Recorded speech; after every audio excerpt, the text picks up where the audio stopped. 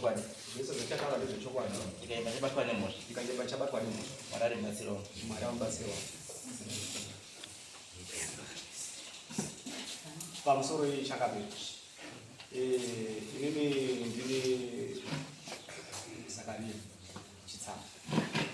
Zakaria Chitsamba ndakamangarira mpilo wena. Ndakamangara pamusoro pe leti yakutora iseri yake. Vandoda kutsanangudza zvizere ndepekuti Kimpilo Ngwenya akarohwa nababa wangu. Baba wangu inini ndingati ndi baba mukuru. Baba wangu ndi Moses. Uyu ndi mukoma wanditaura George.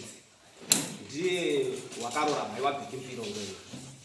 Arora mai wa Kimpilo Ngwenya akabva naBheki ari pamusana. Saka ubva arohwa nababa wangu. Ubva wagara mustendi yababa wangu. Saka Bheki wakazopiwa pake pekugara ndi baba kuti adedzwe zita rekumba kwawo kwaakaberekwa. Ndobva waenda nanasitendi yawo wanayo yawo. Asi wakazobva ikoko kumba kwake kwarugara. Akadzoka futi mustendi yababa maakanga abviswa nababa kuti abve. Mushure monga baba ashayika, mai wake akashayikazve wakabva naye kumba. Saka ndo nauya ndauya kauya kunomangara kuti akutora zvinhu zvedu kuchiita zvake. Iye akapiwa zvake nababa, akapiwa stendi nemunda pekurima kwaari. Nhasi uno nekuti vabereki havasiripo, adzoka akutora zvinhu kuita zvake.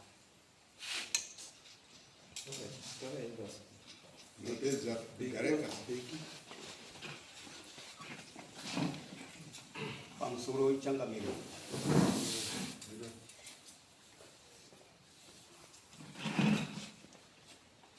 Ndamira pamberi pedare ramambo mutasa. Chokwadi. Zvinotora ndezvechokwadi. Ikaimba chabatwa nemhosva. Ikaimba chabatwa nemhosva. Mwari mubatsiro. Mwari mubatsiro wavo.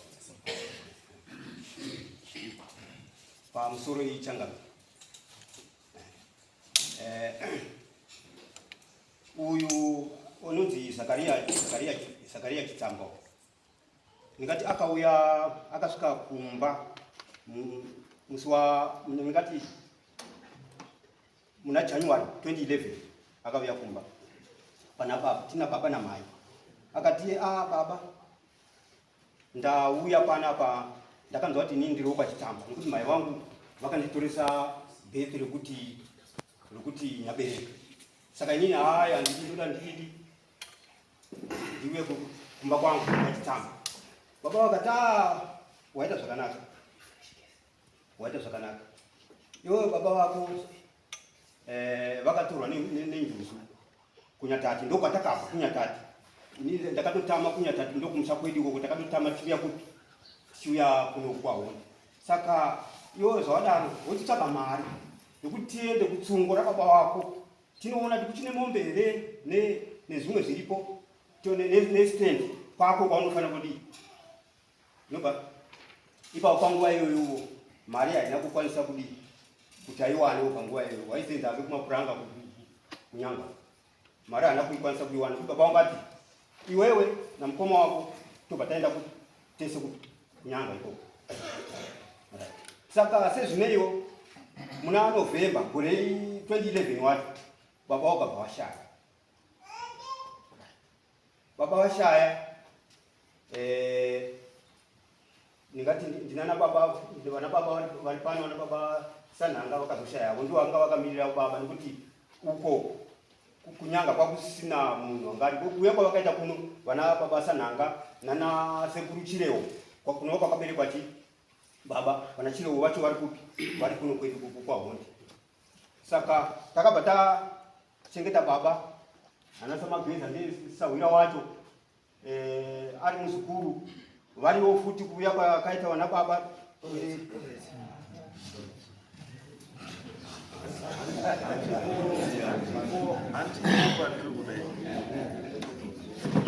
nyaya yedu iri pakati pako iwewo Bheki naChitsamba inyaya yeland. Hatuna history yekunyatati. Chandiri kuda because land iri in dispute iland yeGonde Valley. Ndiyo ndonditaurire ipapo because Chitsamba ati iwewe urumva ndirei wakauya namai kumusana. Wauya uri kumusana, baba wako akauya newe uri kumusana kwamai, akazokupa kwako iwewe kwekunogara musha wako, ndobva waenda. Baba uyo afa, iwewe kobva wadzoka, wakudzoka kuya kotora chinyi munda wababa waya wakauya newe. Asi iwe ndikutozwa pawataura iwe pakutoita kunga mimi mese muri 2 muri zvepo chaichai hapo, because muri mabva ndiripo muri 2, because iwe uri kutowo chitsamba wakatoaitsvaga wababa wake ende achitsvaga baba wacho akatosvikira kwamuri iwewe nababa. Asi iwe uri kubvumira here kuti kumubva ndiripo? Handibvumirani nazvo, hausingubva ndiripo. Handisingubva ndiripo, ndezvake zvokungofoma kwawo, handisingubva ndiripo. Nyaya inodzi kulendi kwandakati ndiende, mukadzi wandakaroora ini aigara achimupromisa kuti ichakutema nedemo, kuzosvika nyaya yacho yatozonetsa kuzosvika zvekuti utemwa nedemo karutasenga handiyo nyaya yababa yataunganira panapa. Nyaya yataunganira panapa inyaya yeland. Lendi ndeyangu. Iwe ndio padoda kutaura kuti sei kuri kuti lendi ndeyangu. Lendi ndeyangu nekuti ndini ndakasiyiwapo nababa palendi pacho ipapo. Lendi ndeyangu. Alright. Baba akafariki. Baba wakafa 2011 muna November. 2011. Iwo pakafa baba iwo egara kupi? Ndaigara ipapo. Ipapo? Ndingakoti munoziva zveita mudzimai wangu. Usanditi ndoziva zvekuti handina chandoziva pai. Iwo ndontaura kuti ndizive. Saka ndikubvunza chimbotaura chokwadi. Nekuti chokwadi ndicho chakuponesa kana ndicho chakunyudza. Anzwa? Saka iwe taura chokwadi. Kekutanga iwe unonzi Bheki Mpilo ani? Ndonzi Bheki Chitsamba. Bheki Chitsamba. unoti ngwenye? Nyaya iripo yokuitika Bheki Chitsamba. Bheki Chitsamba.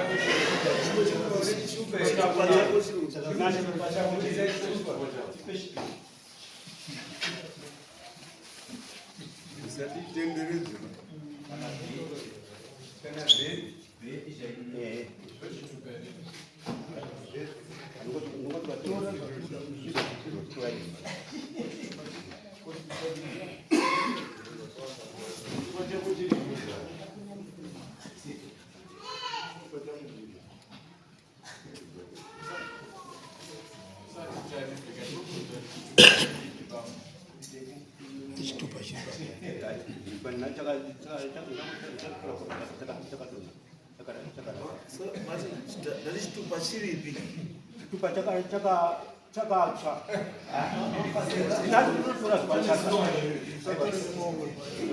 Ndotora chitupa chiripo ndinati.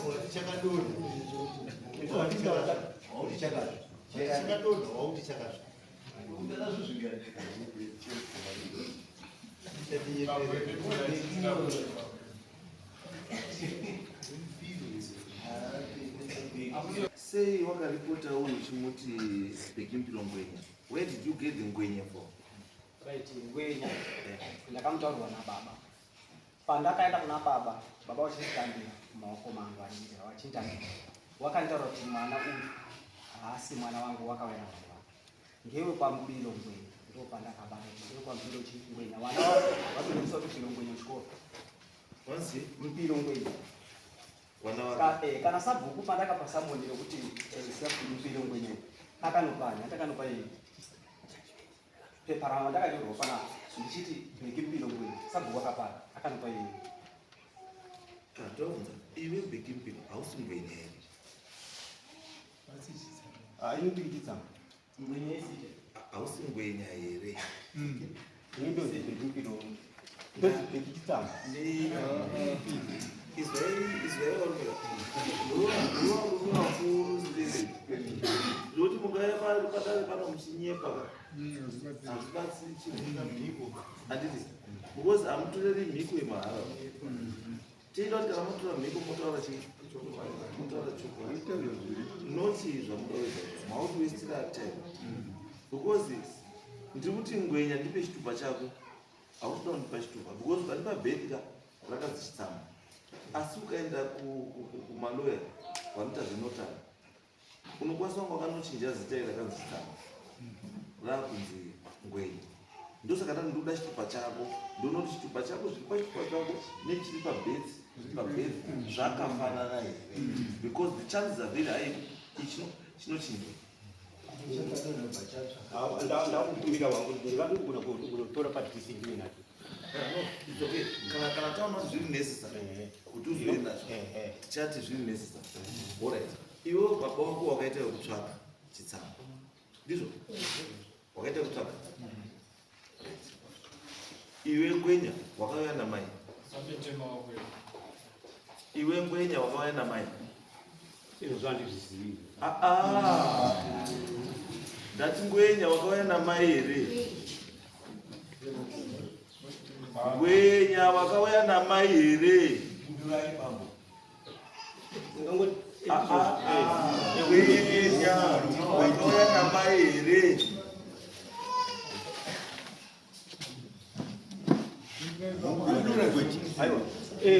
ngwenya wakauya namai here hunde saka hausi chitsama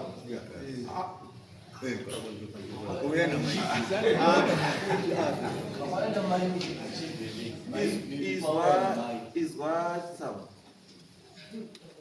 kana usiri chitsama uri ngwenya then it means that you are not entitled kuestate yekwachitsama ndochekutanga kana uri ngwenya usiri chitsama it means you are not entitled kuestate yani yekwachitsama tiri tese here tiri tese here ipapo ndokumbira ndinotaurawo chimundipindura zvandinobvunza kuti tibatsirane munozvizwa ndosati pamwe pacho ngatisaweste nguva nezvinhu zvamunoziva mai wako iweyo haangambo akatadza kutaura kuti hausiri wemushamwe asi baba akuchengeta ndeuyu asi handiye baba wako mai wako haanambokutaura here izvo kuti iwe hausi wepano asi baba akuchengeta wauri kuti dhedhi handiye dhedhi wakoba ndandodhonzwawo nesanzu rangu iwe uri sanzu rakauya mumusha machitsama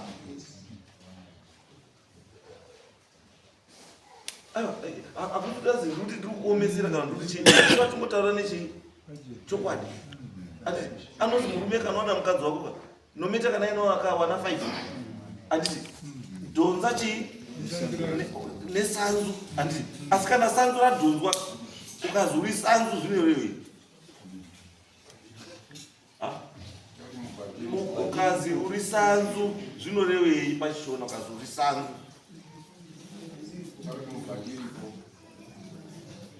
handingamazvamamuzvekuta ukaona muti watemwa andika chibhuranchi chacho chiya ichi changotemwa pachasiyiwa chira chongooma chiri papapo it means hachina ona anditi munhu angofunga kuya anokwanisa kungosvika achichitora wobva achidhonza wobva aenda nacho andika aenda nacho hapana nomubvunza pauti wazoenderei nechibhuranchi chachirapa because hachina chii hachina ona pa ndosaka chizi sanzu andingamuona pamwe saka imi makadhonzwa mobva manogoteswa moto anditi magoteswa moto hazvirevi kuti vamakagotwa moto ndopamuti wemakafa makagotwa moto badzi sehuni asi handipo pamakagoterwa moto handipo pamakatemerwa muti pakabva sanzu uriko. Saka imi zvamunofanira kuti asi wangwenya ndezvokutsvaga muti pamakabva. Uyu Chitsamba wakabvawo kwanga ari sanzu kubva atsvagawo muti paakadini paakabva, ndokubva apaona, ndokubva agashirwa kuti ichokwadi uye pano. Saka he is entitled kuestate yano yababa wake. But imi muri sanzu risati raona muti warakabva. Saka my only advice to you kuenda kutsvaka muti wemakabva. Paakakupai kuti ndai mugare ipapo, chiendai mogutsikana ipapo, mogara ipapo, mosiyana nezvekwachitsamba. Kozi kwachitsamba kune weyo wariko. Mutemo mazuva ano bamba unoti munokwanisa kunga muri kumushora nenyaya yekuti muri kufunga kuti ndewemusango. Hakuna mwana wemusango, hakuna mazuva wangwenya, hakuna mwana wemusango. As long as mabvuma kuti mwana ndewako, paunofa mwana ari entitled kushare yake paproperty yako. Hakuna chinonzi mwana wemusango, mwana.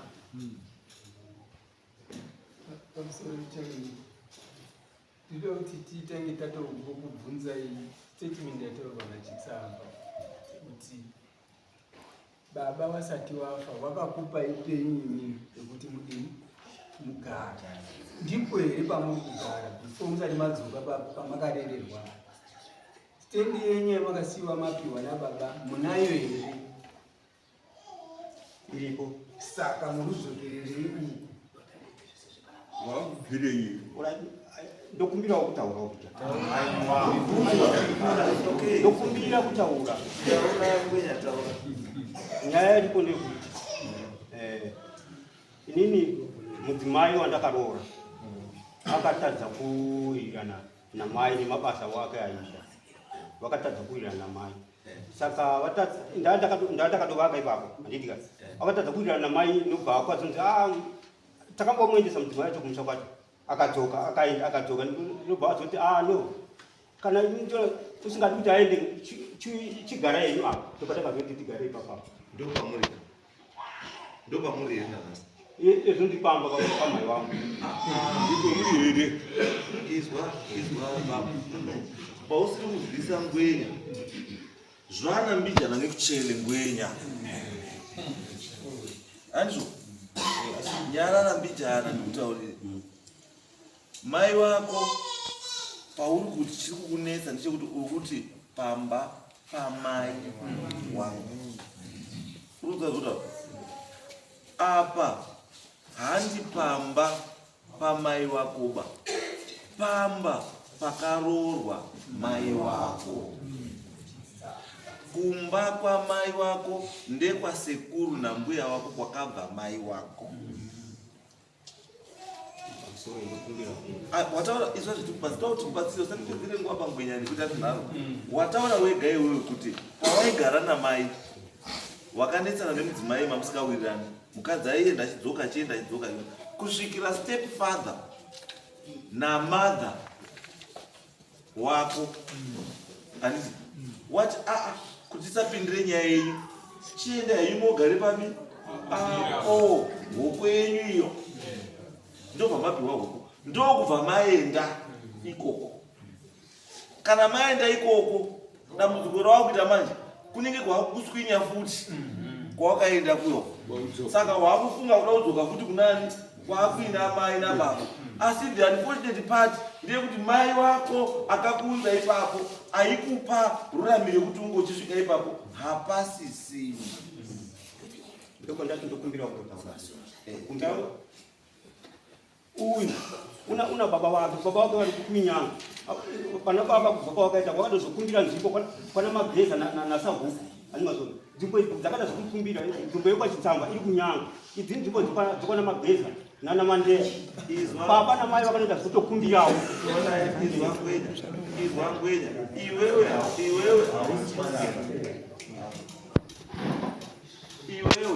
hausi Mandeya, iwewe hausi Mageza, iwewe hausi Chitsamba. Zvekuti vana Chitsamba wakavhepa vari kuendepi wagarira hazvinei newe. Zvekuti utaura kuti vana Chitsamba vari kunyanga, aiwa iye baba wake uyu anonzi Chitsamba paakambogara newe namai wako aigara ipapo painzi pani? andambogara naye pamupati haikona uba andova wagara namai here nababa wake andakona baba wako ani havasi baba wako ndiani? baba mukuru achinzi ani? Chitsamba ndepachitsamba aiwa utokatua iwewe usatore katorere kauda kuzviita akauranyaraoza uda ukatorera kamutemo kekuti hanzi am also entitled estate yani yamai wangu ndo kwauri kutora iwe kuti uri ndiriyo entitled kuestate yani yamai wangu, but you are not entitled kuestate yamai wangu apa because kwauri entitled iwewe ndekwa baba wako. Tsvaga baba wako kutoenda zvinhu zvako zvakakumirira ikoko, kune dhunduru rako ririko nekicheni yako kutsvaka baba wako zvakakumirira, zvitsvage enda wotore. Wana Chitsamba wakaenda wana namai wavo kwavari wadzokewo watorewo zvavo kumushambwani kwavo kwaChitsamba. Alright, ukatora zvana Chitsamba pana mai wako ko zvako zvepangwinya uko zvikutohondea zvokwangwe inini nyaya iko ndeyekuti inini pandakagwa muhondo wandiriga tangota random zokungotoresa mabheti tichibuda muhondo ndiga tangota random achikwanzi kune kunhu kuriko hakuna kunhu kokwangwenya kunonzi kuriko hakuna kunhu kokwangwenya kuriko kunonzi kui kuriko kwacho kwataura kuriko ngepi ndozvandikutaura kuti inini ndakatora chitupa ndichibuda muhondo kumasemburi point murunzai zvitupa zvaingotora random hakuna zvitupa zvaitorwa random zvazviri nguva yehondo munguva yehondo asi hondo yapera 1981 kwese vanhu vakakutora zvitupa zviri propa ndozvandakazotora zviri propa aiwa chavakatora chiri propa chiri kuti chii chiri kuti Chitsamba asi wasoka Chitsamba ka ndopane nyaya baba wako waChitsamba ndiani? baba wako waChitsamba wangu ndi George Chitsamba. Alright, mira pane hama yakwaChitsamba tete kana mwina mukoma kana sikuru ari kupi ndiani? Nditete ndikuya Chitsamba uyu ndiani? ini ndiri Chitsamba. Chitsamba ani? Yebit une ndiri muningina uyo awa tosudaiwo ndoda mbuya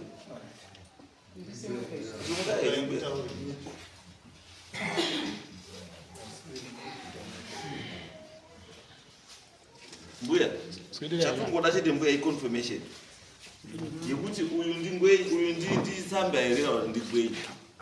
Uyu ndibheti Mpiro Ngwenya. Ndibheti Mpiro Ngwenya. Bheti Mpiro Ngwenya. Right. Relationship yake akauya sei pamushavu? Wakauya sekundochengetwa semwana wamai. Semwana wamai. Ehe. Pane here uri kuti Bheki Mpiro mwana wakwaChitsamba? Vamwe vese murume vari kuti Bheki Mpiro mwana wakwaChitsamba uripo here? Sungai pamwe. Nini ndingamuda ndisabhuku wavo wese mushabhuku wacho. Yes. Saka Garai pasi. nyaya iripo ndeyekuti muzita ndozvindegamangira titipei shumba mati kugara kwatakaita nawo uyu ndiye akanga achigara kwangwa kwawakwa asi nechitupa chataikoti ndiyani Chitsamba asi pakazomuka nyaya ngepekuti uyu akazouya kwasabhuku kotaura nyaya yekuti inoda kutorerwa munda neuyu.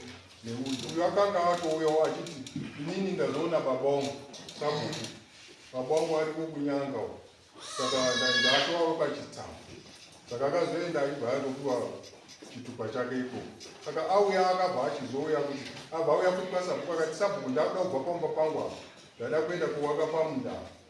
Tikati munda wacho ndowako here? Tikati munda ndowangu. Tikati kana uri wako handina basa ba, unongoendapo wochinjawo waka pamba pako. Saka kutogara manje awakabva wazouyawo waibva wati tanetsana kumunda uko.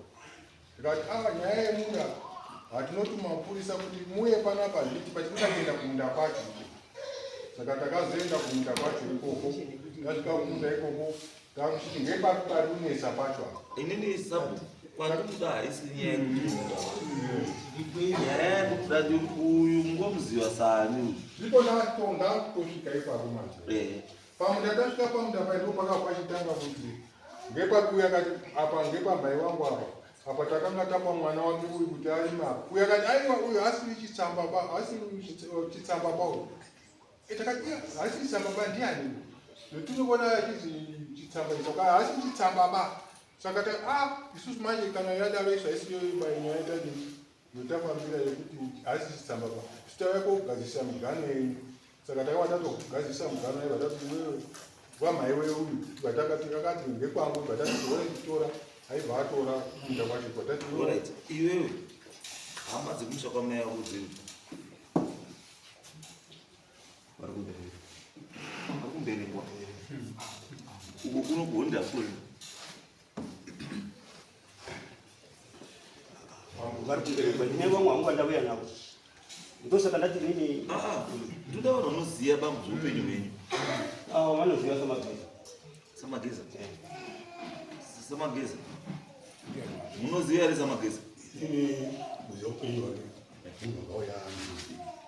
Akauya ndini? Akauya kamwana? Akauya nani? Akauya nani?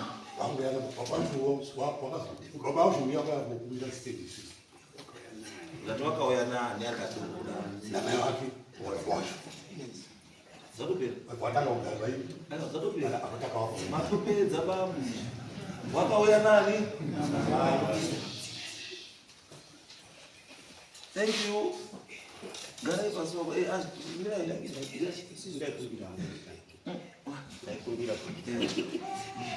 Inini ndati pakubuda kwandakaita muhondo ndakatora munhu anonzi Ngwenya handina kupama naye ndangotora from Norway kungoti iwe nditi zvakati handina kwangwenya kwanditi ndinoenda izwai bambwa isusu nyaya yeduka ivi nyamudai mamuri Ngwenya kana mamusiri kana mamuri Chitsamba kana mamusiri handiti we are saying kuti imi makapiwa penyu garai pani penyu pamakapiwa whether muri Chitsamba here kana kuti hamusiri Chitsamba endai mogari pamakapiwa apa pachitsamba apa siyai pakadaro uyu baba wake akabva akatambiwa nemhuri yake chigare pakazaite sei agare whether mwana wapa mukuru kana wapa munini kana chii asi kana ari mwana wakachitsamba akazoenda ogara apa ndepachitsamba pane mwana wakwani wachitsamba. It's very simple. Ngakoti nyaya yakaitika mwana dzatawana sabhuku mukomana uyu pataitaura nyaya nditi kunyaya inongoita isina mbotaurawo kana pamba kana kuti kwasabhuku kana kuti kwaishe handiti uyo wakabva ataura kuti ini ndine hama dziri kwaMutasa siyana nawo zvana sabhuku nanani ndine hama kana Mutasa saka izvi ndakutoonawo siwa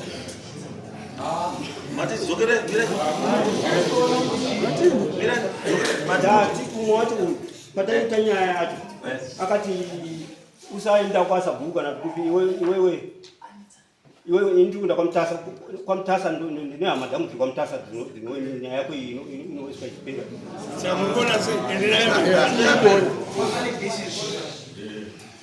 muri kuona izvezvi inini ndinongotenda zve zvataura zvatimaona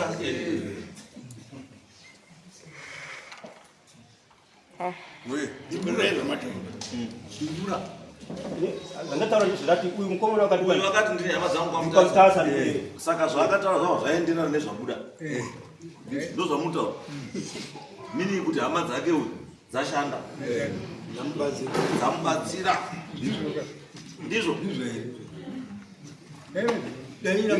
Ndokuti matauro akaita. iwe shamwari iwe apostol unondiziva here unokama neni here hama dzako iwe chitsamba hama yako panapa unongedza hama yako ndiwo mhuri dzekambesa dzese unongedza hama yako panapa anapa paunezokambesapana kutanga kudai unongedza hama yako yawakati iwe ichakubatsira kudari kana iripo vaunongedza kuti iwe ndakati ndiwe ichanibatsira kudari aiwa hapana hama yangu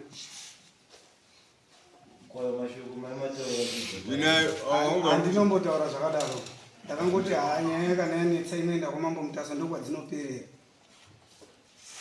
saka imimi macho chitsama isusu taakuti macho zvatakuita baba hatichatendi kutaura zvakawanda taakuti imimi muri kuinsista kuti muri mwana vachitsama ndizvo muri kuinsista kuti mwana vachitsama handikwanisi kutsikirira ipapo asi now mwana chitsamba wacho uri kurambai zvona chitsamba uri kurambai zvataakuita takuti imimi endai mugare pamakapiwa iwe gara pamba pano pachitsamba imimi say the agreed part chiendai motsvage mari muende kudna test nana chitsamba kuti tiprove kuti muri mwana wepachitsamba here kana topa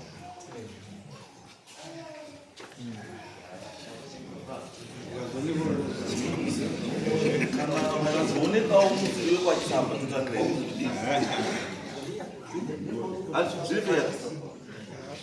zviri peyaka because iniwe uri kuti baba ngewako iya kuti baba ngewake hausiwe yakati handiwe handizi saka ini yati noprove kuti baba chai chai mwana wake ndeupi so ona ziri kwamuri ari agreed ari kunzi handiye kuti aprove kuvanhu vese kuti ndiri chitsamba saka wangwenya chitsamba Pekimpilo ngwenya chitsamba mochitsvaga mari motanana nemhuri yekwa tsamba motorana maropa moita dna test zvochibuda kuti mwana wekwachitsamba chaichai ndeupi because pamwe wacho uyu akauyawo achiti ndauya baba pamwe asi iyo iwewo zvabuda kuti pamwe mese muri vanhu wauyi vari kungorwira chisiri chavo saka dna test ichakubatsirai kuti uimprove kuti uwepo chaiye ndiani Kwa mataura pantano sana. ndizvo Kuti kana ndiwo ndo suspect upangu kuti asi upa. suspect or asi ari kuti hausido saka itozei zvatopera imi michenda ikogara pamakazimite sei pamakapiwa nababa achimupei garai namai garai iwe ugara pauri kugara pawakatambirwa nani nababa handizvo kusvikira imimi mazoita process yandataura yedna test to prove kuti muri mwana wekwana kwachitsamba then tozotangira hande